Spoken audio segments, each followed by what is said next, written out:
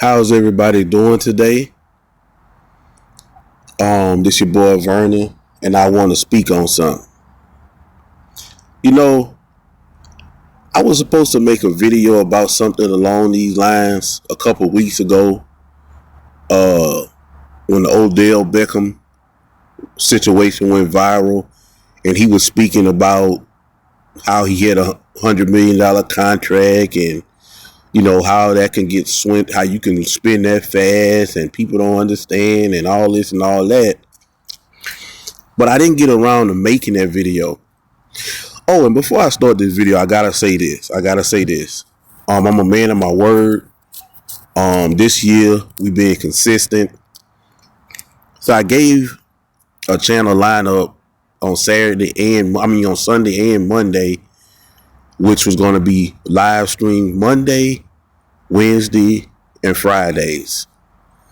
Didn't get around to do that today, and I didn't get around because I said Tuesdays and Thursdays are gonna be the day where I host, which is not going to be a live stream. It's going to be a recording of me using real life situations with black people in law enforcement and how I'll be reacting to them, letting you know what to do and what not to do, what that person did wrong and what that person did right, and how could it affect their life negatively if it didn't, and how if you're in that same situation, you don't want to make that same mistake possibly. Also, and I named that series Black People This Is Why. And you'll understand my stance on why I named it that. I explained that at the beginning of it. But that's what I'll be doing on Tuesdays and Thursdays. But on Monday, Wednesday, and Fridays, I promise a live stream. And like I said, I didn't get a chance to get around to do that live stream today. And so I'm just taking this opportunity to give y'all a video. And if you're a new person and it's come across your feed, that you like, comment, subscribe, and it's much appreciated. This channel will always be free. It will never be a paywall. So let's get into this. As for mention, I thought about speaking about this a couple weeks ago, when the Odell financial situation went viral, and him saying that basically, I'm paraphrasing, I'll let y'all hear him for himself. But he basically said that $100 million is not enough to last a lifetime, right? And I came across a video today on Ezekiel Elliott's page. I don't know if you guys know who that is. If you are a sports fan, you do. He was an all-world high school running back, all-world college running back for Ohio State Buckeye, won a championship. Went in the first round to the Dallas Cowboys. Had a pretty decent career. Didn't win any Super Bowls or anything, but of course, he was the Cowboy, but I digress. But he did have a great career. And I remember one year he held out because it was a contract year, and he held out. And Jerry Jones ended up, giving him what he wanted. It was $90 million. I don't know how much of that was guaranteed, but he was pretty set for life.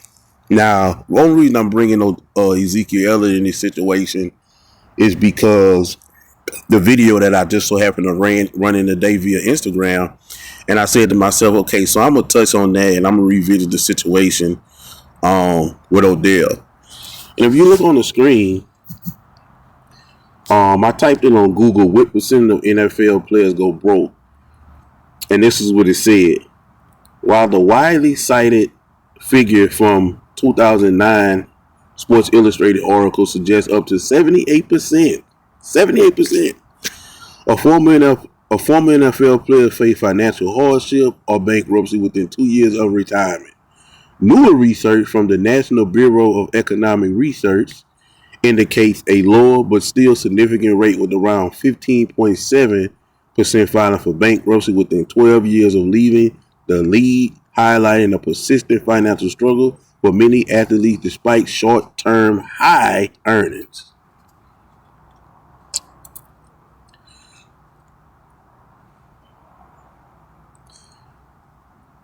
And so like I say, I was on Instagram today, And it's so funny to me because see what they not gonna say is because we know that they can't say it because if they did, the black woke internet revolutionaries would be burning buildings down, just going completely out of their mind, calling them racism and all that. We understand that, but what Google's not gonna tell you is they basically directly talking about black players.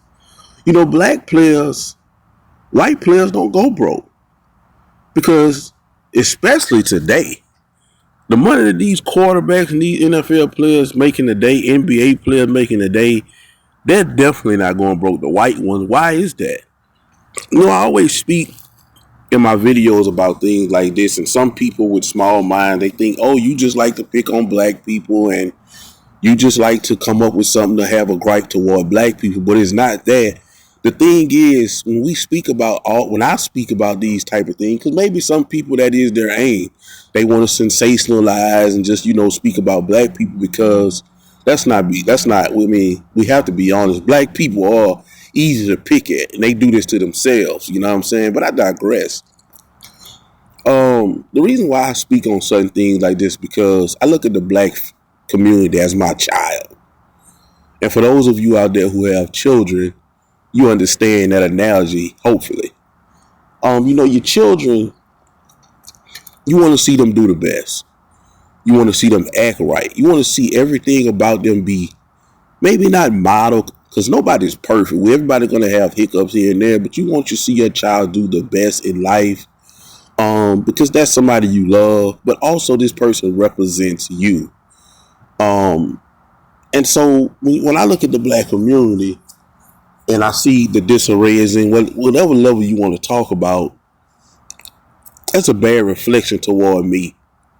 And that's I'm pro-black.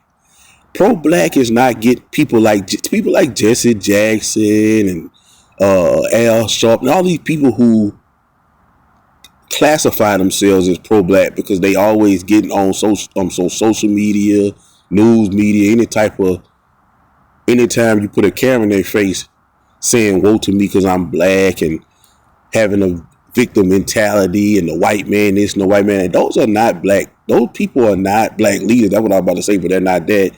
That's not what I want to say. These people are not pro-black. They're pro-victim. There's no way I'm going to tell somebody that, hey, look, it's always somebody else's fault. It's not your fault. Again, using the child analogy, you wouldn't do that to your child. Social media has opened up a lot about the black community as have been going on for far too long, but now it's on social media, and so everybody in the world is able to see us on cruises fight, airport fight, workplace fight, just a bunch of chaos, and so everybody is seeing this now. It wasn't always it wasn't always able to be seen. People felt this type of way about black people because black on black crime has been out of control for about 40 years. So people always said, hey, so these people must be very dangerous because for them to be killing their own, they have to be, of course they're not going to be nice to us. If they killing each other over starter jackets, killing each other over Michael Jordan tennis shoes, clearly these people are dangerous, going to be dangerous toward us, which is not always the case. But I'm just saying that's how people looked at it. But now when you got social media now where everybody got a phone now and see everywhere black people go, they just a mess. And you have these people, our leaders and even the president, and they nobody is saying, hey, black people, you need to calm down. Hey, black people, you need to stop doing. Hey, black people, you need to stop telling us what we need to stop doing, correcting us with constructive criticism. They're not doing that. What they're doing is telling us it's not your fault. It's the white man's fault. Some kind of way they're going to pull white supremacy in it. And again, going back to the child. If you have a child and everywhere they go, school, summer camp, friend's house, everywhere that they go, they get a bad report. And when they get home to you, instead of you disciplining them in your form of discipline, however you gonna do discipline them, I don't believe in whipping, but punishing them or whatever you do. If you never punish them or discipline them, and you tell them, hey, it's the other people's fault, that child is gonna burn out. That child is gonna be he's gonna burn out. And again, it's gonna be a reflection of your parenting. But moving back to this situation.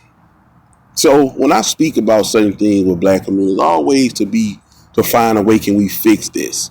Financial literacy is something that we must fix. And we need to fix it now. We have to fix it now. Because again, going back to what I just said, all over social media, black people are causing chaos at people's workplaces, chaos at people's businesses. And I made a video about this. It's about to get bad for black people. They ended affirmative action. They ended DEI. So it's not going to be no such thing as, oh, we need this amount of black people here.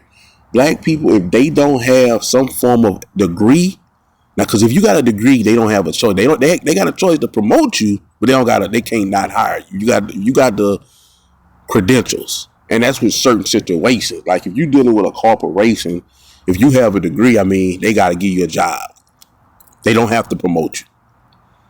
I always tell people, dealing with black women is so tough for them because people like Jasmine Crockett that set them back 40 years. But I don't want to get off into that right now, too deep into that because I'm getting off the subject.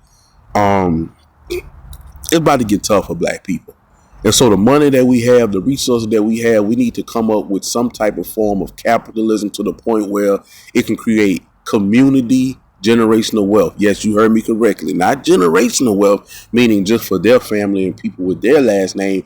We have to come together and put our resources together and come up with community generational wealth, meaning generational wealth for everyone who looks like us. This is what every other race have done and mastered. Even the people who come here from other countries, the Asians, the Arabs, they are doing it and it's working successfully for them. Somebody in the family, the father may be a capitalist, the mama gonna be a doctor. The father might be a capitalist, the mother is in corporate America, rising up the charts so she can throw the rope down for her daughter or her niece or that's how they operate. They don't come here crying and whining. Only black people doing that. They come here crying and whining about everything and this, that, and the third, and slavery and this, that, and the third. Nobody else comes here with that.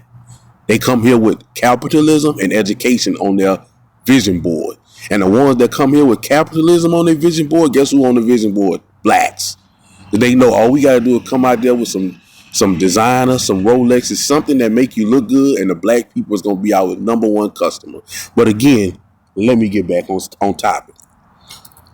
So for the ones of us who are blessed genetically to the point where we make it to the pros and making all of this money that they playing these pro players today, we have to be able to be smarter with our we have to be smarter with our resources.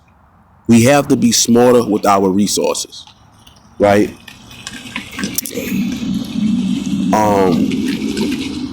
Here we are, and that's why. Because again, when that thing says about how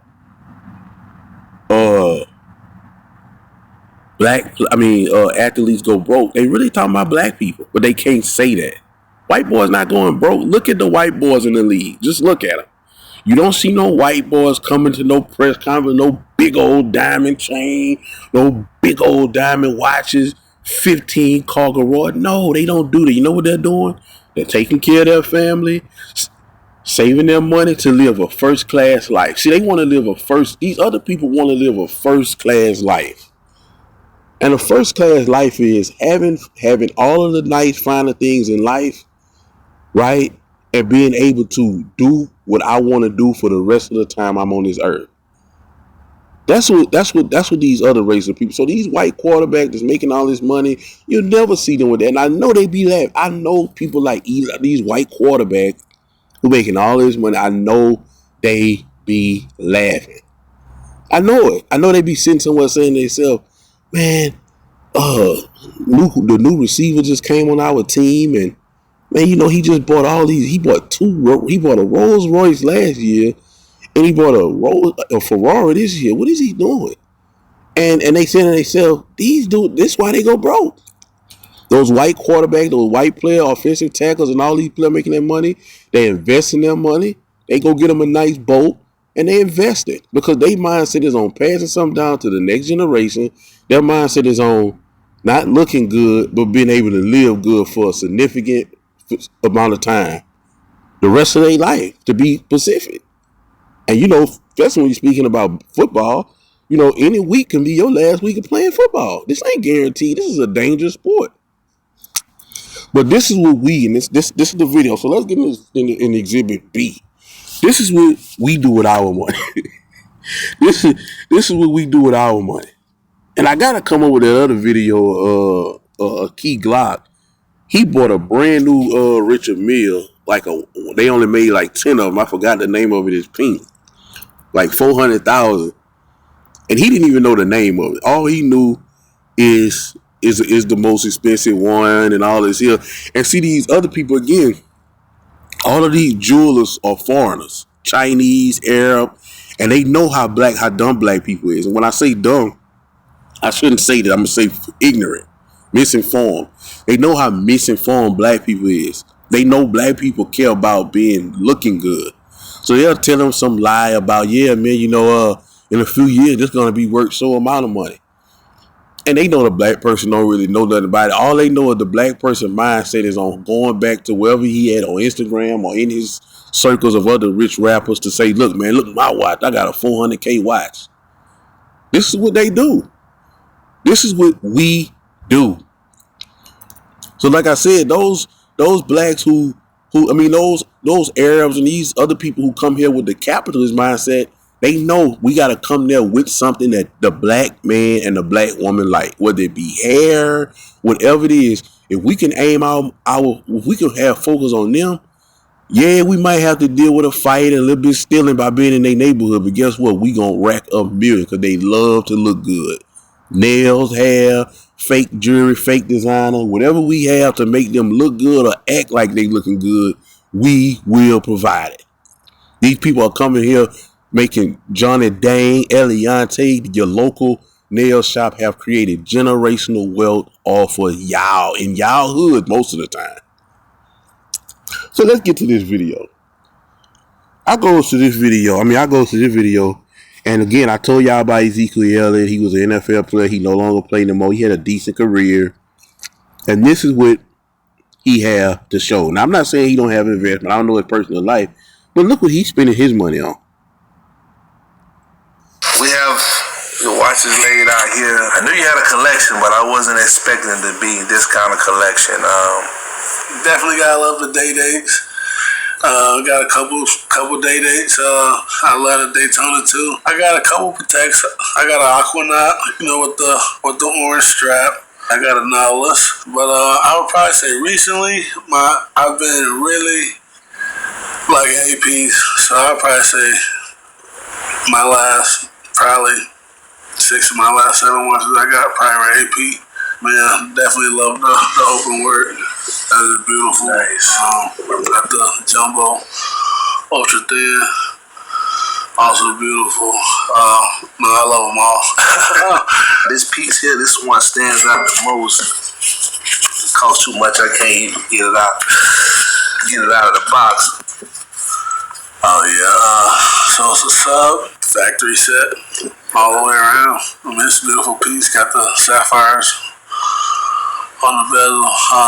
Definitely weren't a lot made of these, so it's probably like my favorite watch for sure. Not even probably, definitely my favorite watch. Zeke. This man got all of these watches. Now, of course, in his mind, and some people will say this because I'm a watch collector myself. I don't really have that many exquisite pieces, but I do have one piece. I have a 2-tone Rolex Submariner with factory set baguette diamonds. With a red face. You can go on my page, check it out, my social medias. And, I got that watch, and my main mindset was on, that's one of my mindsets. Again, I got this at a different time in my life. I wasn't where I am now, mindset wise. And then there's one watch. Like I had 2, but I ended up getting rid of one of my, I had a presidential Rolex. I feel like and again, this is the mindset of black people. And I'm not in that mindset. I'm in the mindset of not black man, not white man, strategic man mindset. Again, as I always say in my video, this is not a white man's country. This is a strategic man country. But I digress. So I had a president. I ended up getting away. I had kind of went through a little something. I got rid of the presidential, but I kept the sub. You know what I'm saying? Because the sub was real special to me. It's a one-on-one. It was customized, not customized after the factory, but it was customized. I told them that's how I wanted it, and they ordered it for me. I designed this watch basically myself. Rolex made it. It's a very, very beautiful, special piece to me. As a black man, and as a person, as a man, I just feel like that's just a thing. My mindset was like, as a man, you want to have your Rolex. You want to have your nice timepiece, whether it's a Rolex. I don't really like Royal Oaks, which is APs. Patek's too crazy for me. I don't even like their design. I don't get why they're so expensive. You got the Vacheron Constantines. There's some nice pieces I've seen a lot of people wearing. You can't, if you're not somebody who that's in the house, and I'm speaking from a standpoint of timepieces that can gain value over time, not just for style. I'm not talking about everyday watches. You want to get you a nice everyday watch. You want to get you a Tag Heuer or a Breitling. Those are decent watches that is everyday watch, and it's just pretty decent. I'm speaking on pieces that you don't wear every day. I'm speaking on pieces that can be investment properties. And so I'm saying all that to say, I'm not really condemning him on what he did. But again, you're out of the league. I'm sure you got some type of endorsement. You probably doing something, you had investment. But why are you wasting it on watches? You could be investing that money in real estate. One thing about real estate is never going anywhere. You know what I'm saying? AI might in a few years, AI going to take a lot of stuff away. A lot of job markets not going to be available that's available now, even when you talk about fast food. But real estate is always going to be popular because somebody always going to need a house to stay in. And I'm big on telling people, buy you a piece of America. You know what I'm saying? But yeah. And these are the silly things that you wear. You don't need, like I say, 1-2 watches. As a man, you got your watch when you want to, when you're going out. You want to have your little bling. Like mine is most of, like I say, my watch sophisticated, but it got a little bling around the bezel. I don't like bust down watches. Some of them are nice pieces, just not something that because Rolex don't make bust down pieces. So if you get a Rolex and you put bust and you bust it down, it's just kind of disrespecting the piece.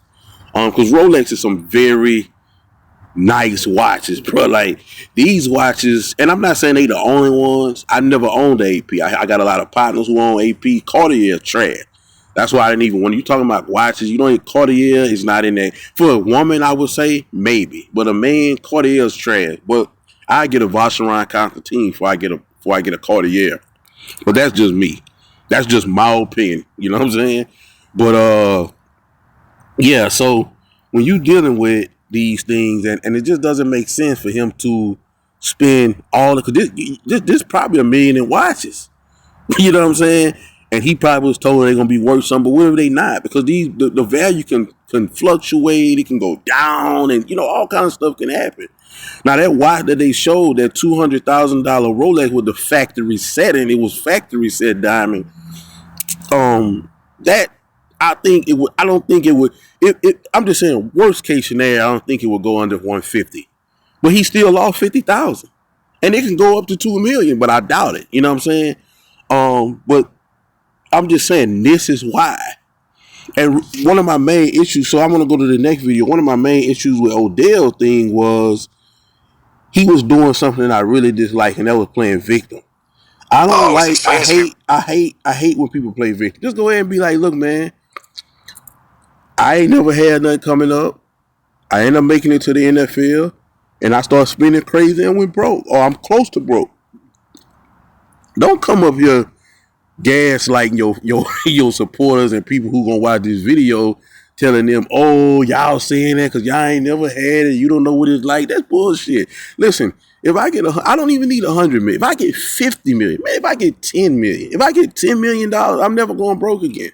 It's too much stuff it's too much thing you can invest, especially, and I'm just a regular person. He a celebrity, so he got all kind of connections with CEOs of companies, owners of sporting teams. He got too many connections to not know what to do with his money and flourish for life. But I'm just a regular person. If I get 10 million, man, I'm never going broke again. Because first of all, I'm gonna live off my interest. I'm not even gonna be touching that money. I'm gonna buy me a house, 250, 300,000, give me a couple cars. Um, I probably will buy my mom a new crib. You know what I'm saying? Get my siblings probably a vehicle or something, get them a little bread. And after that, that's a wrap. I'm living my life with this money. And of course, at this present time in my life, I don't have a wife and children, but I would take 5 million just off the dump and put in a saving account, an IRA or something. I would put 5 million. It's done. So I would cut that half into have 5 million. Then I would take about 1.5, 2.5 million and buy nothing but real estate. And in the process, I would be developing something where I can put that other 5 in that I just got sitting chilling. And with the other 2.5, like I say, I'm gonna buy me a home, nice home, couple cars, do something for my two siblings. My mom probably give my brother and my sister a few dollars, buy them a car, buy my mom a home, buy her a car, give her some bread. Her mom tied to me, so was mine hers. And I live off the rest of that. That's a good, after I do all that, that's probably be $1 million. And that's sort of $1.5 million what I live the rest of my life for.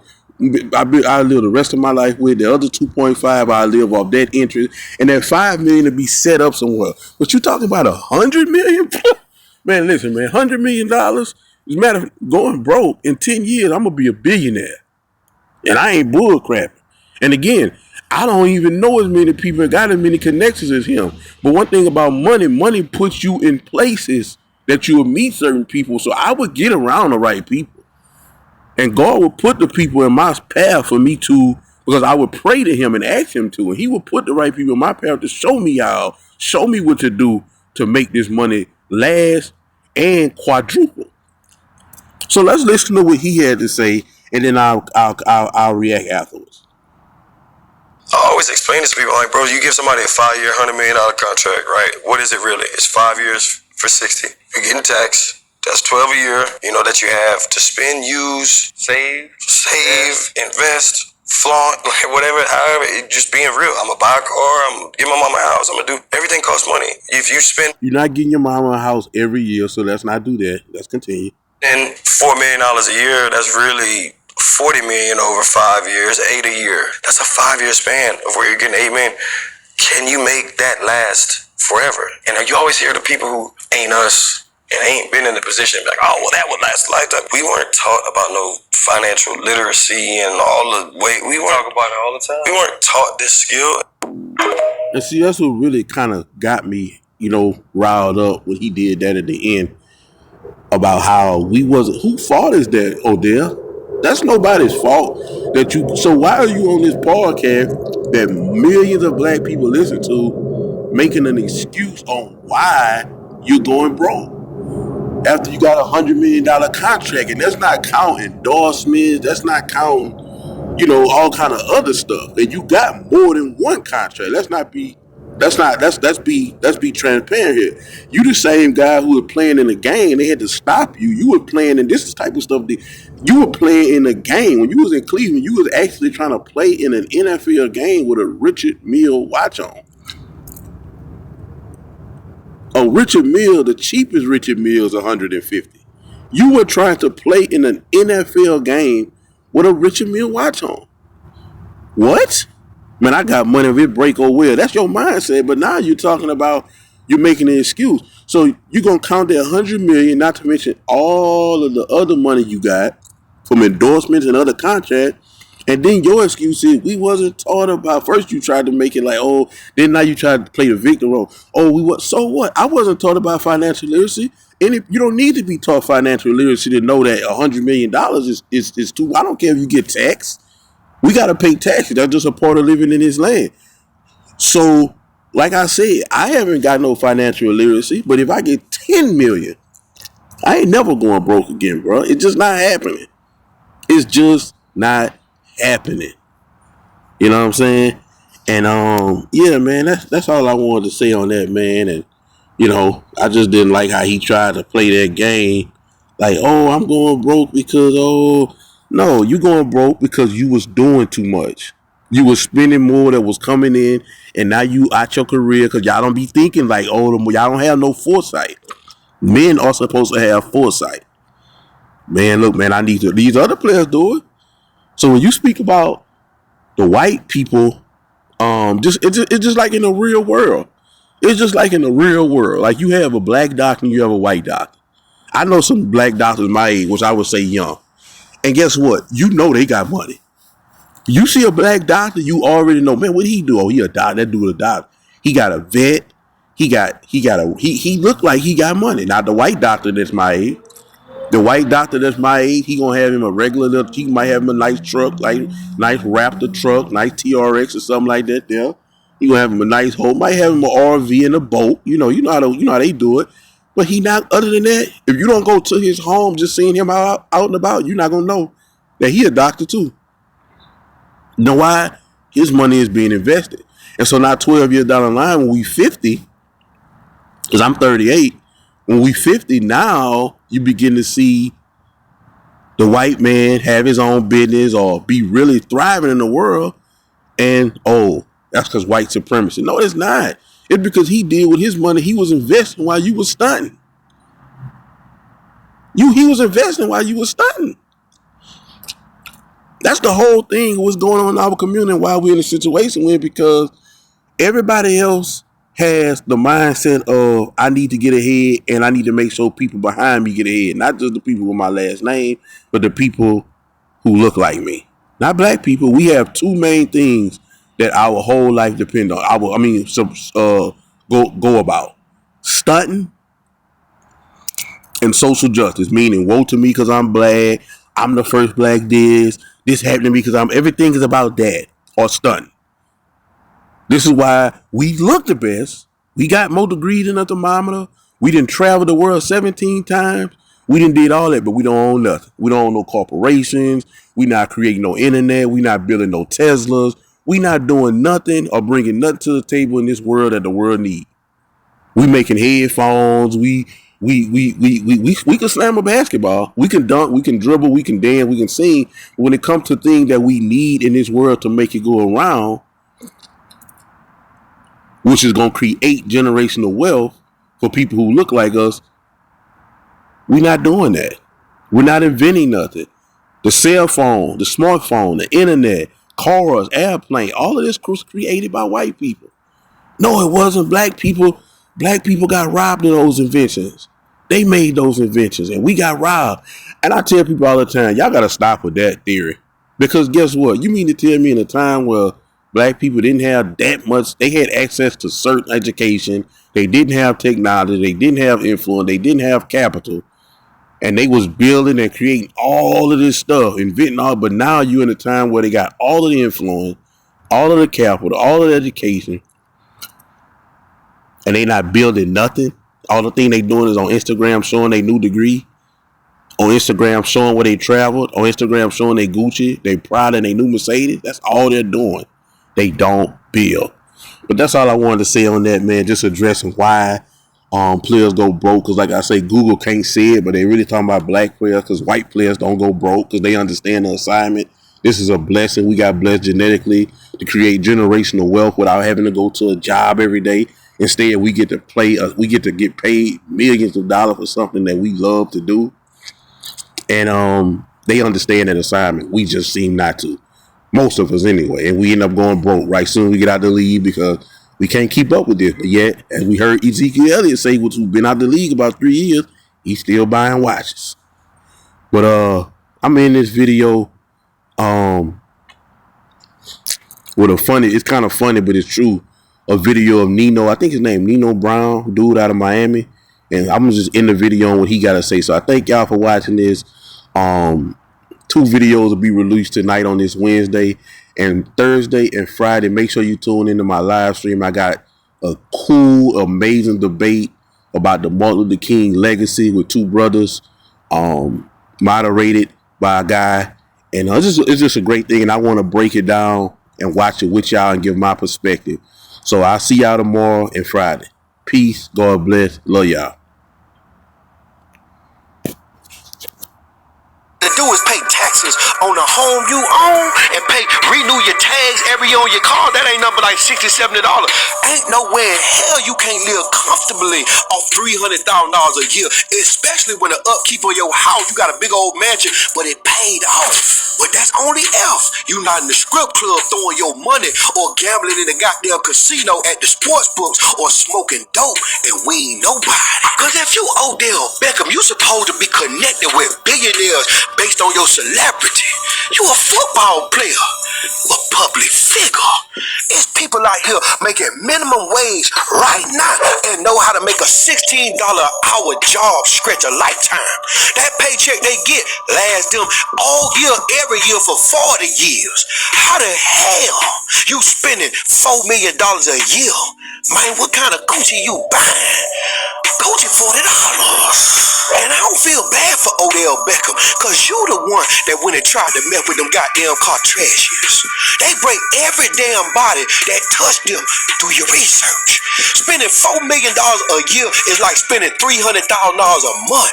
There's no possible way to blow that unless you out here on dope, sports betting heavy, or messing with them high maintenance ass women. You can't be out here trying to keep up with the Combses and the Joneses, buying houses, cars, and throwing money at women. That's the easiest way to go broke. Cause now you getting older. And ain't nothing worse than being old and broke. Cause all the women that you took care of gonna change their number on you when you ain't giving them the $40 no more. How many of y'all on here right now know how to make that $100 million Odell Beckham had stretch if God blessed you with it? Comment below. How many of y'all to be stingy and cheap with your goddamn money? Comment below. How many of y'all to be around here letting everybody know you got some money? Comment below. How many of y'all to want to go out there and buy every car you see or buy the biggest house on the block just to say you got money like that? Don't even know you finna go broke. Comment below. How many of y'all play broke to stay rich? Comment below. Cause Odell Beckham gon' definitely read these comments. Give him some game. Make sure you subscribe to the Nino Brown Sports Network on YouTube. Nino Brown Sports on YouTube. Right now, go subscribe to my sports channel. I'm giving out daily game in the sports industry. Make sure you subscribe. Make sure you like this video. Make sure you comment below. And make sure you share this video, baby. I'll be back. $60 billion liquid, and that can't last you a lifetime. You got a problem. Do you really need 10 houses? Do you really need 15 cars? No. Do you need to buy everybody in your house, everybody in your family? Imagine it costs $1 million, $2 million. Because here's the thing. Yes. First of all, if you buy somebody in your house, your family house, a house that costs $1 million to $2 million, yeah. First of all, they can't afford the upkeep on it. Because He right. And guess what? If you can't, I tell people all the time, don't matter. And I had to learn this from some things in my own life. Don't mean because you can afford something to buy it. Can you keep up with the upkeep? You can't buy it twice. You can't afford it. they could, they'd have it already. See, it ain't the payment, it's the upkeep. To do is pay taxes on the home